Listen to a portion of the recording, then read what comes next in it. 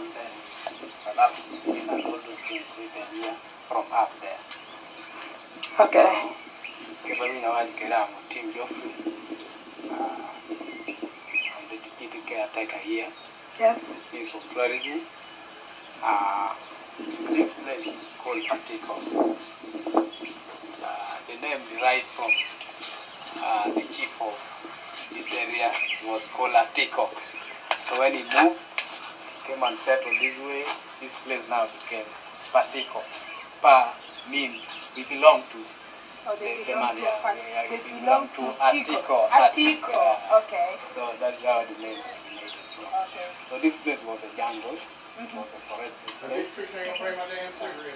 So until when Chief Atiko moved from all the way from Sudan and came to Kikuyu and settled under that hill. Oh, that's here? Ajulu. Ajulu. When the Arab came, in 1850, they arrived here and they were welcomed by the chief. Their mission was just to trade with the local people. It was just that because of the communication problem. Alright. So when the highway got cut, people learned that there was demand now in Europe and Saudi Arabia for slaves. So they came with the gun. They started now raiding people. So that guest house is where? Is that one, and it is here, on the map here. And where they discovered prison rock up there, of which you are going to see. Yeah. They built for themselves a store for silksing. They also built store for millet, and they did something like it was a kind of wall which is called the rampart of Buddha. It's up there, yeah, just for protection. And that's what it is. And they discovered the execution point. Of course, when you are brought, they first take you to prison, and you sleep for 3 days. They march with you to the screening ground where they used to screen. Energetic, strong, handsome men were just lined up properly there. And week one, the lame were executed from the execution point. So it happened for so long. Yeah. Yeah. Just that when Becker was exploring the interior of Africa, their main mission was just to discover the source of the Nile. But he took this southern route. And his colleagues, Peak and Grant, took the other, this southern route. Sorry, he took the northern route. And when he was coming, he heard of what happened here. So he went up to Binyoro after meeting Speak. Speak said, I've already discovered the source of the Nile. So he said, let us go and meet the chief. And when he went there to show what was Arab doing here was very bad. So he went back to Egypt and requested Khedive Ismail of Egypt, who was the equatorial governor of the state by then. So he said, I want now your help. I want to fight Arab out of this place. Because they are killing, they are taking people slavery. So I want to stop that one. Ismail responded by giving him 1,700 army or troops in support of the Nubian people. So Becker came and ambushed this boat. Have you ever reached this Onyama stream?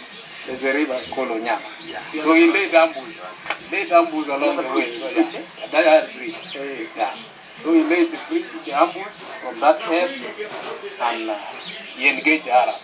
He fought them, he killed many of them, and wounded many others. So that marked the end of slavery in this land. And that is how this place became now Becker's fort. It was just because of the effort made by Becker to see that these people are out of here, because very many people were killed, very many were taken slavery, and very many who managed not to be ready, they took off from this area. So until when he pacified the place, they came back now. So that's how this place became now Fort Becker. Becker stayed for 4 years and went back to England. And after he had gone to England, this place was taken up by Colonel Charles Gordon. He made some expansion here. And you can see this trenches was just dug by the Arab. And they were just using the slave to dig it. It was just too deep, 10 feet down. And the wide was also 10. So when you are taken up there, even if you escape, you will not manage to escape this one. So the soil of this that thing was compiled up to the level of that gatehouse. And that gatehouse was a guard shop. It was like a quarter guard, being guarded by a soldier who is armed. So that is how this place now became Fort Matiko. And you have to go and see where the prison dogs are, the kitchen, and the seat, all these things are up there. Okay. So basically that is the history of this place. So this is where they mounted the guns. They mounted the guns here? Here. And this was the gun. So that one was for protection. Yeah. And they also fear that they will be attacked. So this house was also built by Arabs themselves way back in 1850. So they used the slave to carry this building material under that hill Ajulu. And Ajulu name derived, it is a Luo name. In English, it's to nurture. Because when people were coming, some parent died and we took care of the orphan. So he said, I nurture you. That means Ajulu. Ajulu. Yeah, that's how it is. So this building material was carried all the way from Ajulu Hill and it was being used in the clay. Okay. Yeah, but some cement was just put during a mill in 1972 just for preservation. Okay. Yeah. So this gatehouse now became Gate of No Return. When Arab town now, this place from market to slave base now. Because when they grab you from your village, they screen you. They don't send you from here. They send you to the place. But it was only the best. But initially they Why is it that they could not, like, the ones who are weak, why don't they let them go back instead of, like, they want to just keep the secret. So that when you are not ready, you don't know what is taking place here. Oh, because if they let the ones who are weak, they will go and sell on their people. What's not the same castration? Because normally we are fast castrated so that we don't go and no one just go and Once they taking the people from the villages to bring them here, how, like, are you forced to come from the you are village? forced. Because they like rebels. When they invade your home, they will first remove each and every person they get. And they bring you without even screening that you are weak, you are old, you are ugly, you are all brought here to prison. So it is from here that the screening starts. Okay. Are these storms naturally occurring? Yeah, that's Okay.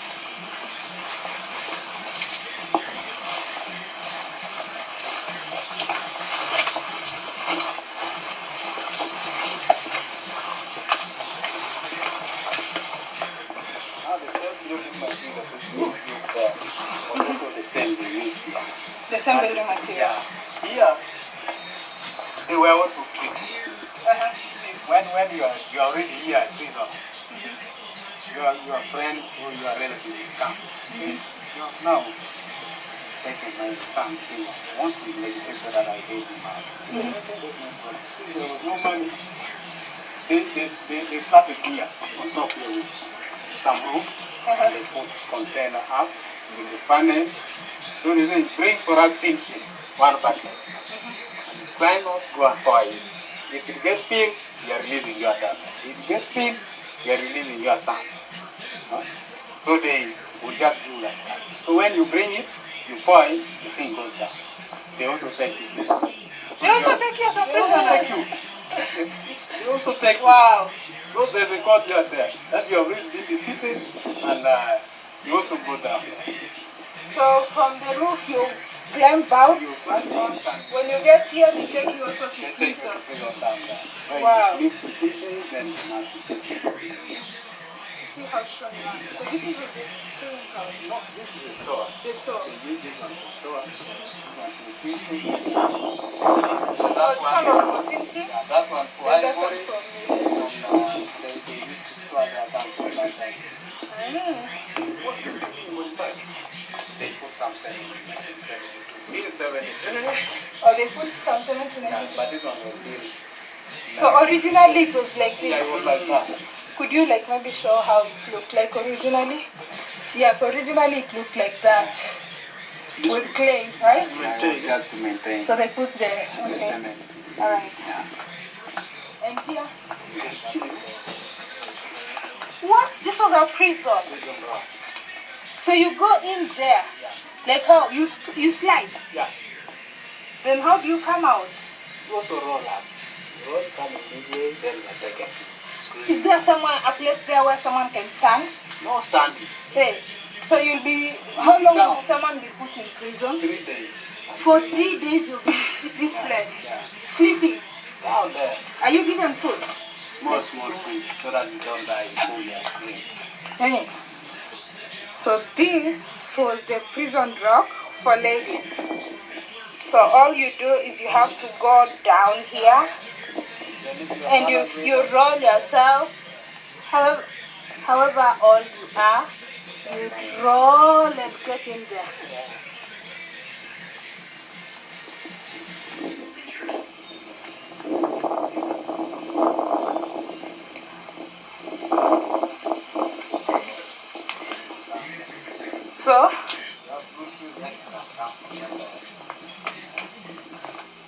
So this was the prison for men. But this one looks a bit big. You can actually stand. Cooking point here. So they put a cooking point here so that. Oh, so there is fire. Can't you escape through that side? Those rocks. It was occupied by the lions and the hyena down there. So they were not caring if you escape from them, you will not manage. And what? So you all go to the inside. But at least here you can stand, you can sit. Hey, compared to the ladies. Because in here you can sit. Hey, it's a bit accommodating compared to where the ladies were kept.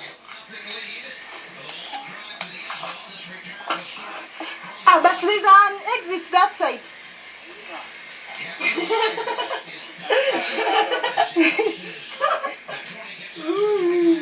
Let me ask you, so what measures were they using to measure the strength of people? See, this building material. Yeah. We are all made from all under that hill. And digging that 10 feet down and the wide. They were all done by slaves. It was by the slaves. They never dug it themselves. Ah. Custom. Oh, custom. It was just 10 feet high also. Ah. So they also loaded this one. The soldiers loaded so that when they attack, it will just act like their sea protection. And prevent people from the prison cells noticing what's happening here. Because here they will be killing only. So this is the execution point. Oh, this slab. So all this. Oh, so people in prison don't know that their colleagues who've been brought, but they scream. They can hear them screaming. Yeah. They tie you properly even from the mouth. Oh, so they tie even the mouth? So even when you scream, nobody can really hear. Wow. So this was the mark left by the axes. So they just cut each edge off. So they would use axes and this is the mark? Yeah, they were using axes. Wow. So this mark was left by the Arabs using very sharp kind of axes they used to. And the body was just rolled down there. They throw your body down to the white and you. Wow. They are not disturbed by the smell. They don't have time to burn people. They put some people up there with something on the head, with an edge, so they use to target. Whether they hit you, there's no problem, you are dying. Oh, if they hit you accidentally, they were using it to practice their target. So if they hit you and you die, you roll down here and you go to the wild animals over there. Oh no.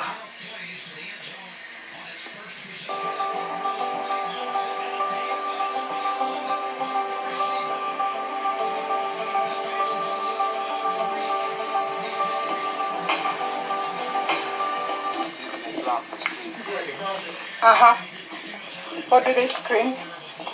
They scream, people who are getting, beautiful lady and some men, they line up. So the weak one, they are trying to kill from here. So that's what they fear. So they use this as courtyard. You are qualified. Okay. Line up here. So this was Arab slave trade, right? It was Arab. So which countries were being taken to? Were they Were first taken to Sudan. South Sudan or no? Okay, like Sudan was one. Sudan. Yeah. So from there, they bought just this boat to Turkey. And they were just being transported to Turkey. Then after Turkey, were they distributed to other countries. Arab countries? Like the Saudi Arabia. So from here, the master will just sit on top of that mountain. The master sits there. They screen you. This one. They screen you that you want this. Tie them up. So if they chain you on the way, they give you that palm fruit tree to eat so that you don't die on the way. And you have to walk 74 kilometers from here. So they will give you that palm tree. As you are because there will be no time for cooking. So they move that one because it's a little bit guilty. You take some water, you don't die. Then they chain you and you walk. But of course, castrating after this, and the ladies. The ladies were taken as housewives. So the ladies were being used for sex. Domestic use. And so the ladies were, when they had children, or they were just kids. They never wanted any color. So you have to make a dining hall here. Like a cave, been here for 4 years. So you love to eat from this point. So this was the dining hall for Becca. You like this place from this point.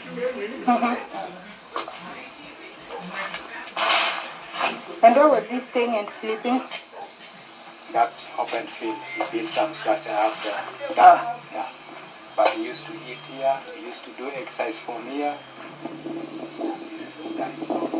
Where was Becca from? Becca was from England. England? Okay. He was a missionary? He was an explorer. An explorer. Yeah. Becca came with a woman? Florence. Florence. So when Florence reached here, these people were very interested and they were impressed by it. That time, it was their first time to see a white woman.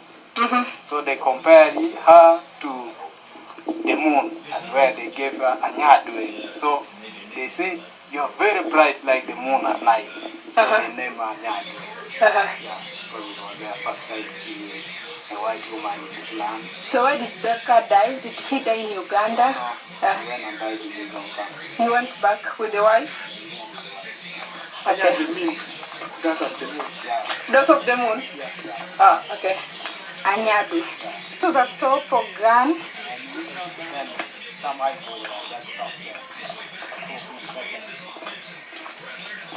Guns and ammunition store.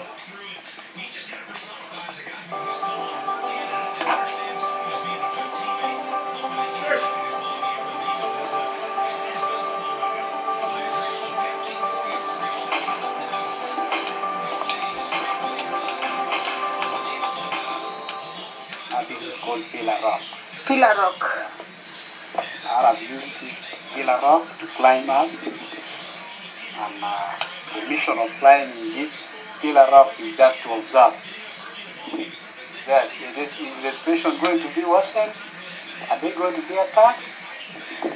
If there's something strange, they see not somebody who is down there. There's something strange coming. So they use that one as that tower. It's 150 feet long. So when Becca 42 out of this place came out, flagpole, he put some flag up there to show that the regime of Arab. Which flag did he put? For Ugandan flag? No, Uganda flag. His own country flag. He put the English flag. And he has already defeated them. and what was Becker's interest in Uganda?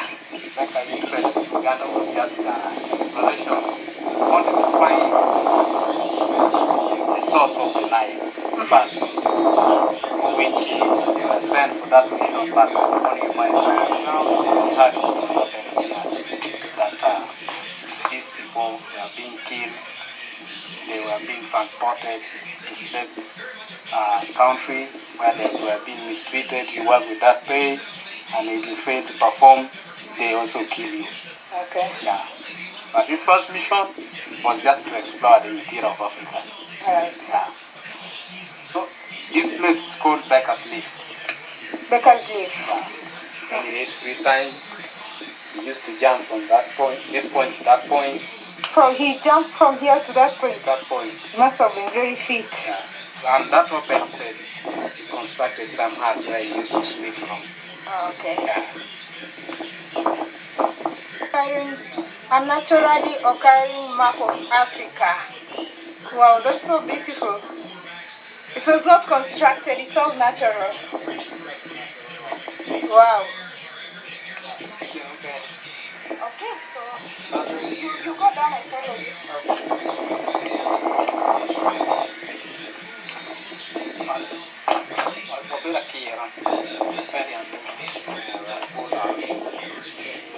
Ooh. So we're going to the map of Africa?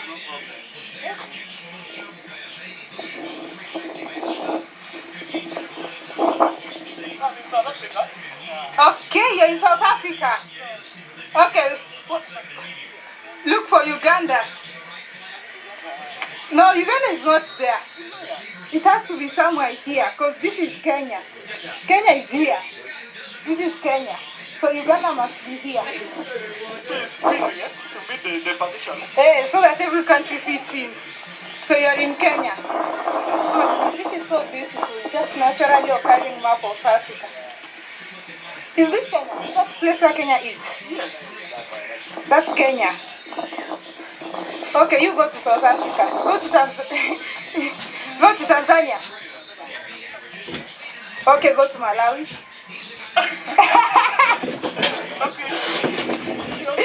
Malawi is a neighbor to Tanzania. No, it's Malawi, then Mozambique, then Zimbabwe, Botswana, there's Swaziland over there, Lesotho inside South Africa, and South Africa there, then Namibia, then Zambia somewhere there. Then on top of Namibia, there is Angola. Yes, I know. Then neighboring to Zambia somewhere here on top there is Congo, DRC. I know. Then you'll see Burundi, Rwanda. Yeah. Tunisia. Okay, go to Egypt. And where is Somalia? Yeah. The American Revolution loomed on the horizon. With Lincoln's election, it meant that Lincoln had the power to appoint people to hold federal offices in places like Mississippi, and this terrified Southerners because they thought, my God, Lincoln might appoint an abolitionist. White Southerners feared losing their money, losing their way of life. There is a sense that everything that we stand for could be lost. We do not intend to carry on war against the government while we live under it, but we do claim a right to sever all connection with it. Mississippi Congressman Otho R. Singleton, 1859. This rush to leave the Union was not unanimous by any means. But whether they supported secession or not, they thought Mississippi had the right to do it if they wanted to. If you read what Mississippians said when they passed the ordinance of secession, it's clear that the only thing that created secession was the issue of slavery, the protection of the slave system.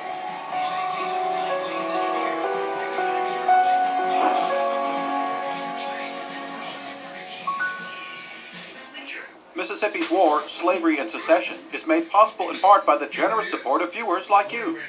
Thank you. On November 6, 1860, Abraham Lincoln was elected the 16th President of the United States of America. But in Mississippi, as throughout most of the South, cotton was king. King Cotton ruled Mississippi, and during its reign, Mississippi prospered. It's important to recognize the sheer wealth that the South economy had. By 1860, the South, not the United States, but the South had the fourth largest economy in the world. And that was largely due to its production of cotton.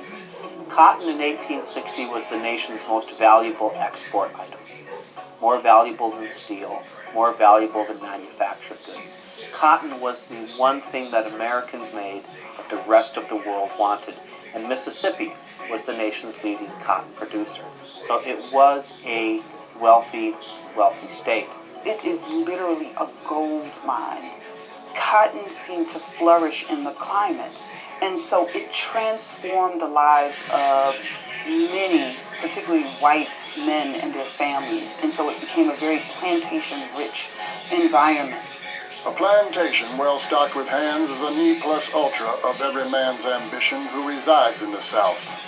Young men who come to this country to make money soon catch the mania, and nothing less than a broad plantation waving with snow-white cotton balls can fill their mental vision. Mississippi author Joseph Holt Ingram. People were addicted to cotton. Cotton was the crop that would bring you great wealth. Particularly in the state of Mississippi, you have a state that enters the Union in the 19th century, in 1817. And by the start of the Civil War, it's the richest one in the country, in the entire Union. There are more millionaires per region than any other place in the United States. So Mississippi is a place where people know you can get land for cheap, but you can also participate in a market that allows your wealth to grow. The majority of the wealth in Mississippi was controlled by a small group of people, the wealthy plantation owners, often called the planter elite. The fortunes of this planter aristocracy were largely amassed by slave labor, slaves who worked the fields and grew the cotton. These rich plantation owners were dependent on slaves for their wealth and their power. Throughout history, the powerful have dominated the meek. 100 years before the birth of the United States, wealthy British colonists purchased slaves to work on vast colonial plantations. But during the Revolutionary War, many American settlers, in their fight for freedom, grew less tolerant of the practice. A few American colonies took steps to outlaw slavery, and shortly after the American Revolution, the newly formed United States banned the importation of slaves. By the late 18th century, slavery was on the decline, but with the invention of the cotton gin, it changes everything. Cotton became king. And what happened was a transformation of this western frontier. People are moving here in droves. Slaves are being moved from the upper South, Virginia, North Carolina, Maryland, South Carolina, and they're being moved downward. And literally the complexion of Mississippi changes and becomes the blackest state of the Union. By 1860, Mississippi's enslaved outnumbered its citizens who were freed. Very geographically. In some parts of the state, piney woods in southeast Mississippi, the hill country of northeast Mississippi, there were very few slaves and slaveholders. In other counties, the counties of southwest Mississippi, Natchez District, the vast majority of people were slaveholders. You have a state that has a huge population of enslaved people, And that's one of the enduring legacies, in fact, to this day, that Mississippi is the only state that has a black population of almost 40%. This comes directly because of the popularity of cotton and also the success of this cotton crop. Most of the slaves in Mississippi would have been employed on cotton plantations. Cotton was the engine that drove Mississippi's economy, and the most valuable employment for slaves was as field hands. Most slaves toiled in the fields of big plantations in Mississippi, but slaves really worked everywhere. There were domestics, there were slaves that worked in industry and in factories. They could be found building railroads, working on riverboats. There were slave artisans, craftsmen of all kinds. You could find slaves working almost everywhere, in almost every industry in Mississippi in 1860. They were mammies, they were carriage drivers, they were the laborers.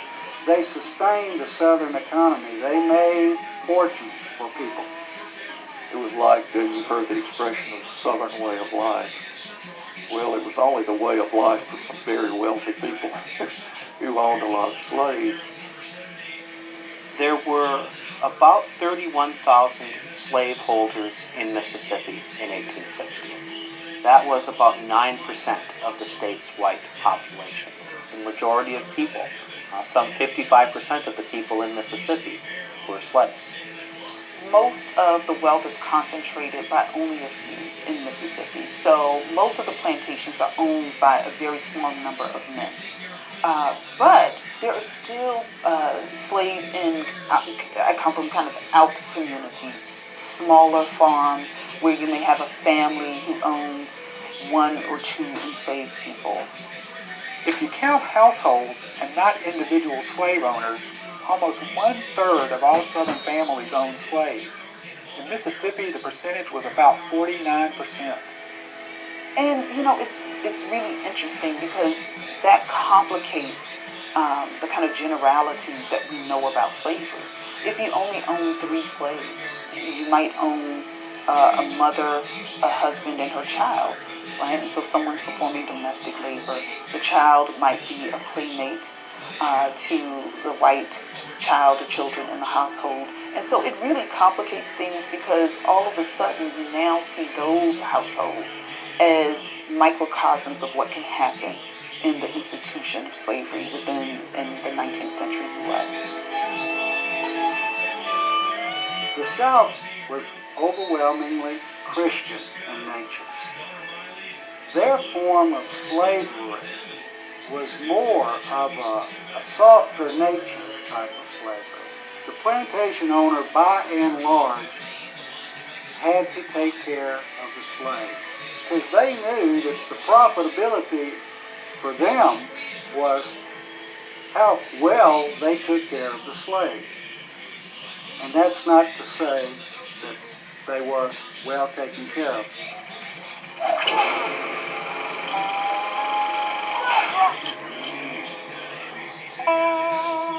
For me as a historian of slavery, when I read some of the accounts of the brutality, you know, it's enough to really take your breath away, that these people could endure for as long as they did.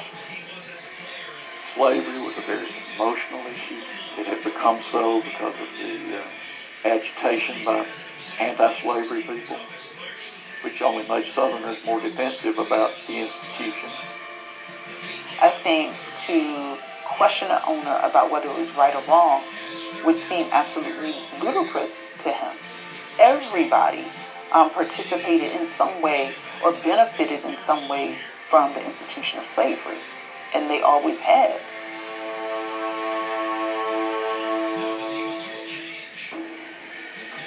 Some slaveholders imagined that capturing and enslaving Africans was for their benefit, that they were exposing them to Christianity, that slavery was a school for civilization.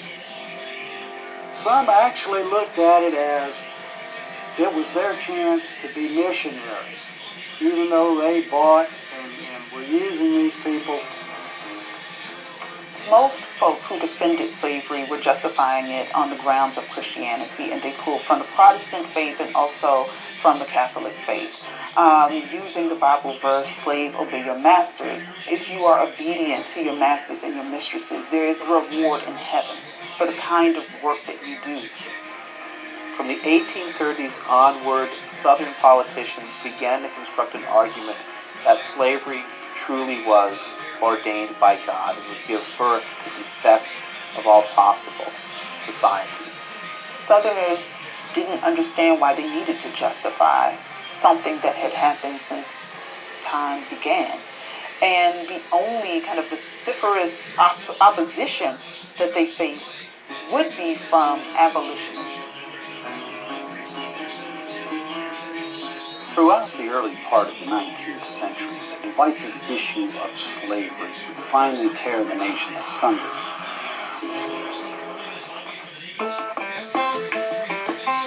Abolitionism was a campaign to end slavery and set slaves free. It was a movement that began back in the 1600s when many religious groups condemned slavery as unchristian.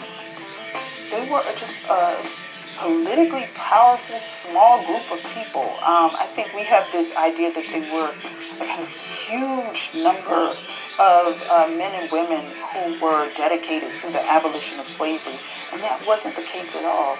They were a really small group. While there were a growing number of rationalist thinkers that criticized slavery for violating the rights of man, in the political arena of 1860, Southern Democrats endorsed slavery. The cotton-growing economy of their slave-owning constituents were dependent on it, especially in Mississippi. The slave doesn't need the master needs the slave. And so slave owners believed the very opposite, that slaves needed them. A slave doesn't need a master. But a master has to, the only way he can be a master is to depend on a slave. At the time, the majority of the Republican Party leaned the way of the abolitionist movement, and in the election of 1860, Abraham Lincoln was the presidential candidate for the Republican Party. As a result, his name did not appear on the ballots of 10 southern states, including Mississippi. What this points to is the political power that a politician in a slaveholding state has. Lincoln did not appear on the ballot of Mississippi. In fact, did not receive a single vote from any southern state. And I think this points to the kind of political power that the plantation elite had. These were the men who were running southern states.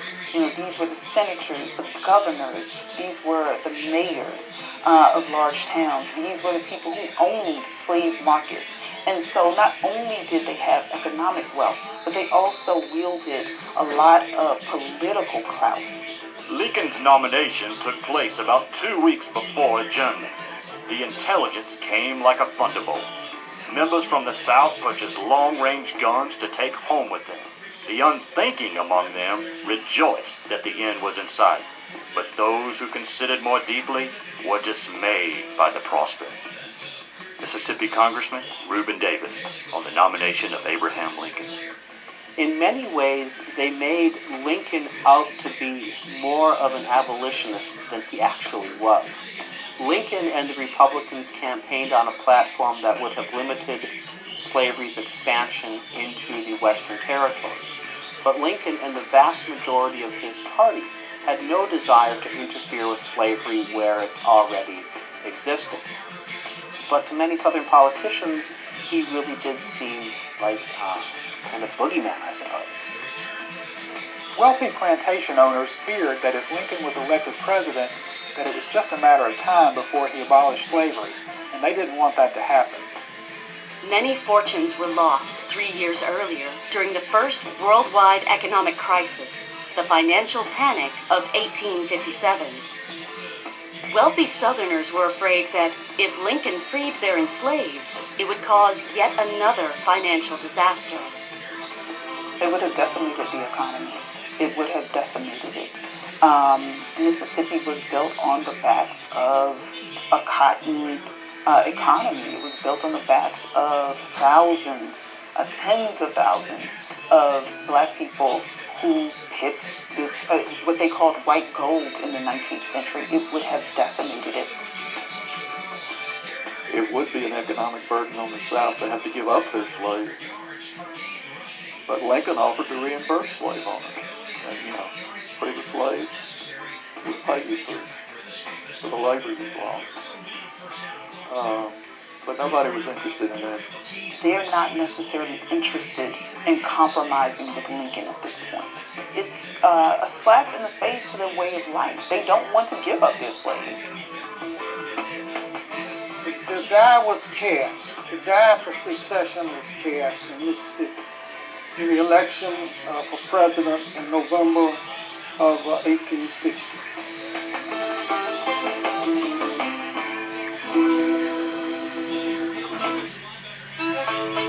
Abraham Lincoln was elected the President of the United States, beating Democrat Stephen A. Douglas, Southern Democrat John C. Breckinridge, and new Constitutional Union candidate John Bell. Lincoln won all the anti-slavery states of the North, as well as the western states of California and Oregon. No ballots were cast for him in 10 of the 15 southern slave states where his name did not appear. Lincoln was elected by northern voters. He did not even appear on the ballot in many southern states. He didn't appear on the ballot in Mississippi. For many southerners, this signaled a kind of sea change, that in the future, the North could elect a president without having the support of southern voters. The South essentially had become a political minority in the country and was an increasingly weak minority.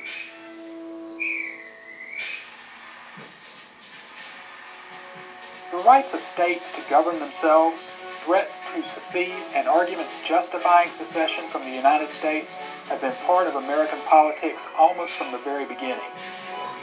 In 1860, Jefferson Davis was Mississippi's long-standing senator in Washington.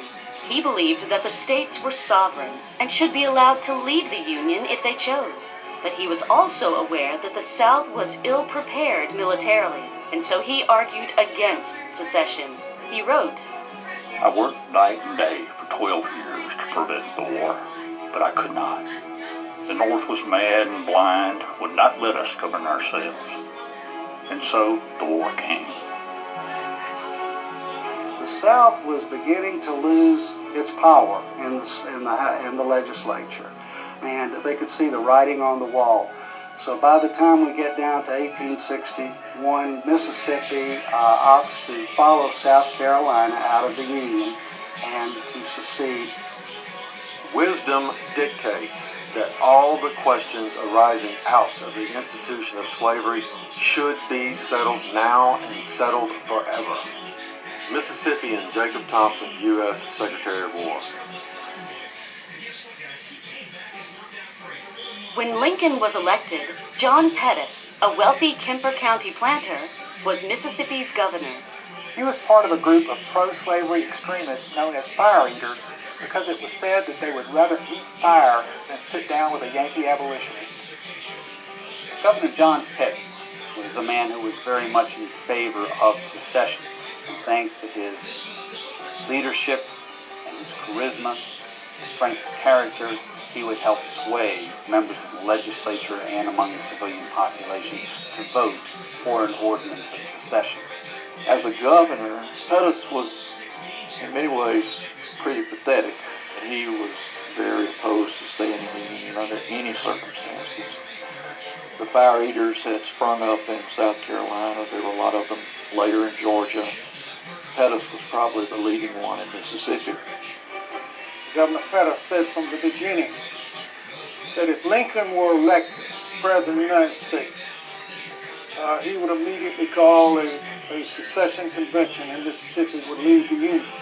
It was that clear cut. He was probably the most drastic secessionist that we had in the state. He really wanted to begin the war before secession. He did not want to compromise in any way that would permit Mississippi to stay in the Union as long as the North would not compromise on the issue of slavery.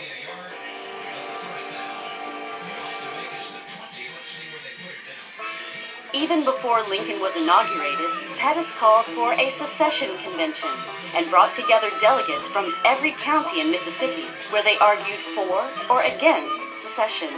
Not all Mississippians were as gung-ho about secession as Governor Pettus and his fire eaters. You must remember, only a few Mississippians owned plantations. Not everyone grew cotton or owned slaves.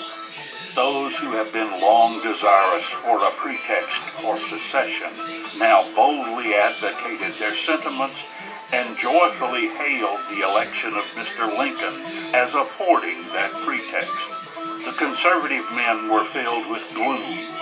Secession they regarded as fraught with all the evils of Pandora's box, and that war, famine, pestilence, and moral and physical desolation would follow in its train. Mississippi Unionist Reverend John Hill Augie. So this rush to leave the Union was not unanimous by any means. And two, you have to figure in the patriotism of Mississippians and other Southerners. They, after all, were products of the Revolutionary War, which had won them independence. The Union had grown out of that war, so they